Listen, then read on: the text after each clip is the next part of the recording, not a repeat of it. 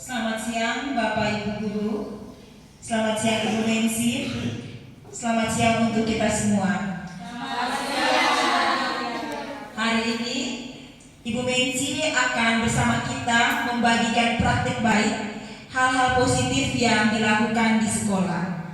Sebelum kita mulai kegiatan kita pada hari ini, mari kita membukanya dengan doa. Kepada Ibu Mensi dipersilahkan.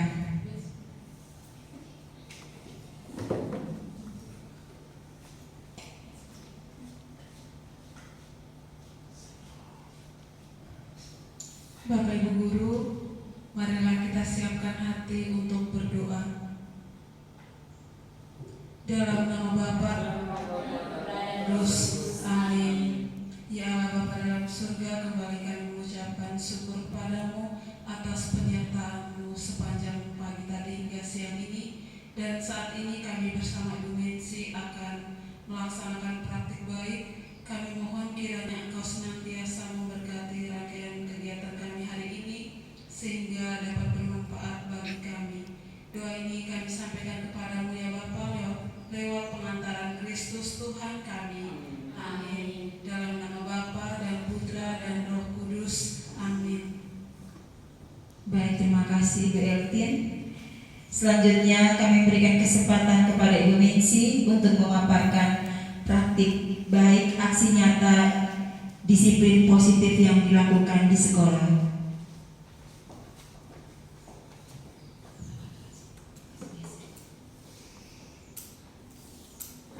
Baik, terima kasih Ibu Victoria. Semangat siang teman-teman. Semangat siang. Luar biasa. Tuhan memberkati. Amin. Terima kasih teman-teman sudah menyiapkan waktunya untuk boleh bersama saya pada siang hari ini. Teman-teman, kegiatan kita pada siang ini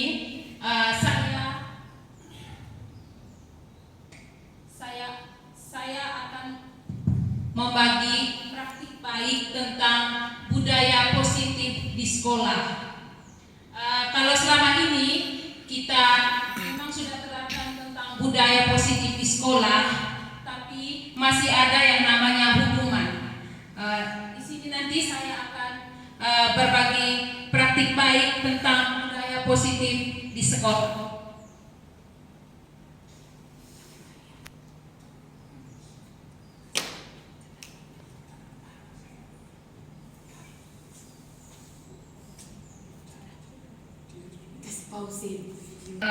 Teman-teman, ini materinya. Yang pertama itu disiplin positif dan nilai-nilai kebajikan universal. 2. Hukuman, konsekuensi dan restitusi. 3. Keyakinan kelas. 4. Kebutuhan dasar manusia. 5. Posisi kontrol dan 6. Segitiga restitusi. Definisi disiplin. Bentuk kontrol diri yaitu belajar untuk kontrol diri agar dapat mencapai suatu tujuan. Kadang kita sebagai guru kurang mengontrol diri dalam mendidik murid-murid kita, di mana berbagai macam karakter anak-anak kadang kita tidak bisa kontrol diri. Jadi di sini nilai-nilai kebajikannya itu ada 6 kebajikan universal.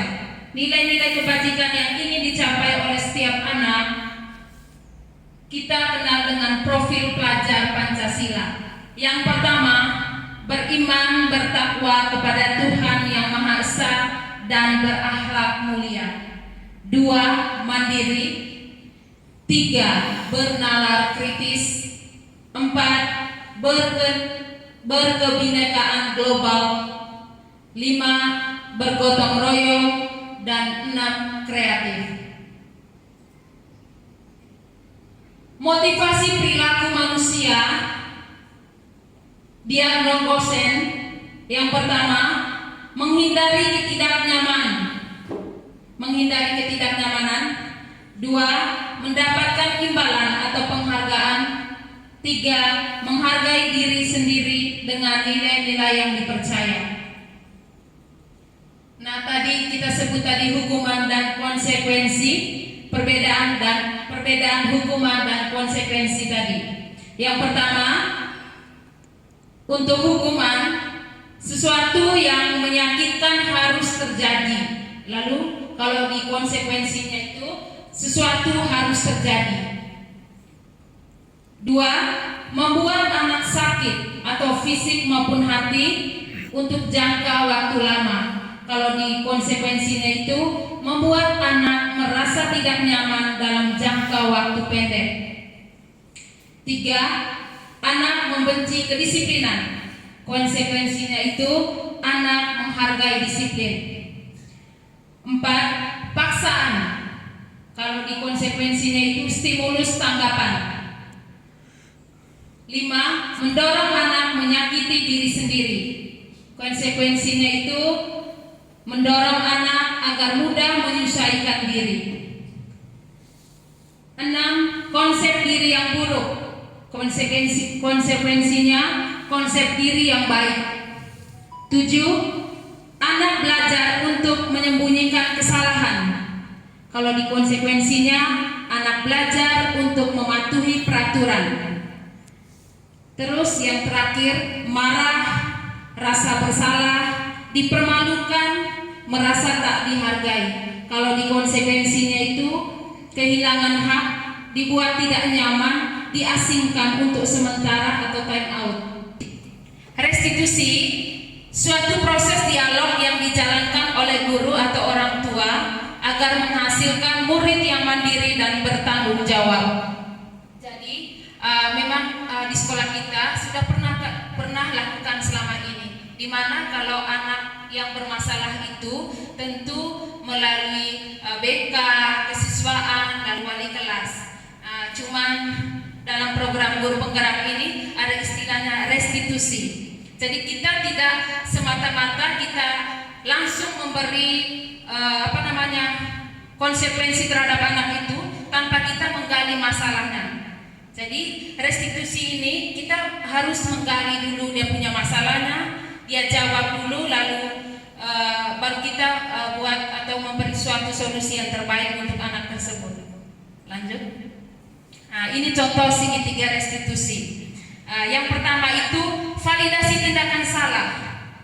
Kita harus tanya dulu sampai anak buat seperti ini atau melakukan seperti ini, apa alasannya. Lalu yang kedua,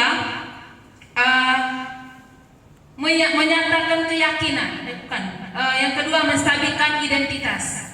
Kita harus buat anak ini nyaman dulu, ya. Lalu yang ketiga, menanyakan keyakinan. Di sini kita sudah buat supaya anak itu merasa nyaman dengan kita. Jadi ini namanya segitiga restitusi. Segitiga restitusi ini merupakan bagaimana kita menangani anak-anak yang bermasalah. Lanjut. Yang keempat, keyakinan kelas. Salah satu disiplin positif yang bisa kita terapkan dalam membangun budaya positif di sekolah yaitu membuat keyakinan kelas. Beberapa waktu lalu kita sudah berpengalaman dari Ibu Eni sebelumnya guru penggerak tentang ini keyakinan kelas. Kita tahu bahwa keyakinan kelas itu bukan dibuat oleh guru lagi. Kalau dulu kan peraturan-peraturan itu hampir semuanya itu guru yang buat. Tapi untuk sekarang keyakinan kelas ini semua warga kelas itu wajib memberi bukan wajib ya, maksudnya dia berhak untuk memberikan pendapat tentang keyakinan kelasnya. Jadi seperti itu. Peraturan dan keyakinan kelas, perbedaannya. Mari kita lihat apa perbedaan antara peraturan dan keyakinan kelas. Pertama, untuk peraturannya selalu membalikkan buku ke tempatnya. Kalau keyakinan kelasnya tanggung jawab. 2, dilarang mengganggu orang lain. Keyakinan kelasnya menghormati orang lain. 3, hadir di sekolah 15 menit sebelum pembelajaran dimulai. Keyakinan kelasnya menghormati orang lain atau berkomitmen. 4, dilarang melakukan kekerasan. Kalau keyakinan kelasnya keselamatan, menghormati orang lain. Lalu kelima, dilarang menggunakan narkoba. Keyakinan kelasnya itu kesehatan. 6. Bergantian atau menunggu giliran. Keyakinan kelasnya menghormati orang lain atau bersabar. 7. Gunakan masker. Keyakinan kelasnya kesehatan, keselamatan. 8. Jangan berlari di kelas atau di koridor.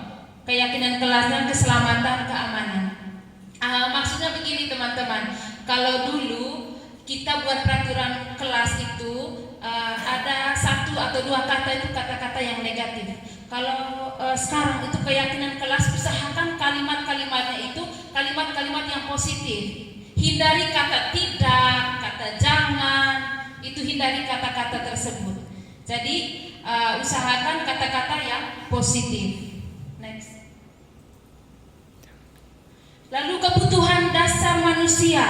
Ya, ini kebutuhan dasar manusia.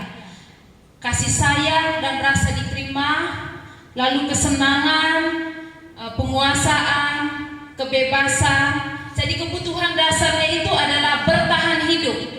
Ya, bertahan hidup. Ya, dia membutuhkan kasih sayang, kesenangan, penguasaan dan kebebasan. Ini 5 posisi kontrol. 5 posisi kontrol.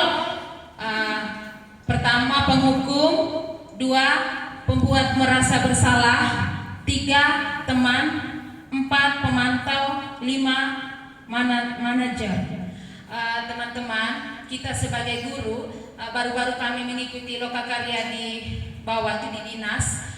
Kami guru itu posisi kontrol yang tepat itu adalah sebagai manajer, ya, sebagai manajer.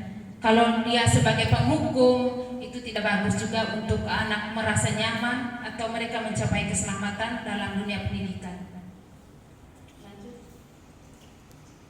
Nah, ini penghukum. Kalau penghukum itu misalnya patuhi aturan saya atau awas kamu.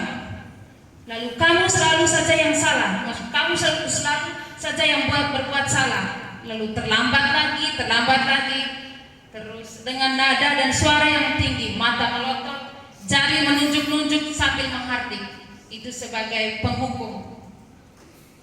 Lalu pembuat rasa bersalah. Ibu sangat kecewa sekali dengan kamu. Kita sering mengeluarkan kata-kata itu, sebenarnya tidak boleh sebenarnya untuk anak-anak supaya anak itu merasa nyaman. Lalu berapa kali harus memberitahu kamu ya? Bagaimana coba kalau orang tuamu tahu kamu berbuat seperti ini dengan nada memelas? Berikut teman, ayo bantulah demi ibu ya. Ya sudah, tidak apa-apa, lain kali jangan ya. Anak sangat tergantung dengan guru. Jadi kalau kita buat seperti itu juga, anak tidak membuat anak mandiri. Berikut pemantau. Peraturannya apa? 2. Apa yang kamu lakukan? Konsekuensinya apa? Murid paham konsekuensi. Berikut manajer. Ini sebagai manajer, ini yang kita sebagai guru harus benar-benar yang cocok atau yang tepat untuk kita itu sebagai manajer. Pertama yang kita tanya untuk anak murid kita, apa yang kamu yakini? Jika kamu meyakini, apa bisa memperbaikinya? Apa rencana untuk memperbaikinya? Murid tahu apa salahnya dan memperbaikinya, sehingga dengan kalimat-kalimat seperti itu murid langsung sadar bahwa apa yang telah dia buat lalu konsekuensinya apa. Baik teman-teman, terima kasih. Ini adalah budaya positif yang saya dapat untuk modul 1.4. Coba Ibu Victoria kembali ke sebagai apa tadi itu, penghukum dengan konsekuensi itu, bukan di bagian itu. Terus di mana? Di bagian bukan yang satu, penghukuman selama ini posisinya di hukuman atau di konsekuensi? Lebih banyak hukuman. kehukuman. Misalnya apa Ibu Mita? Di sini kata apa? Kalimat di situ misalnya apa?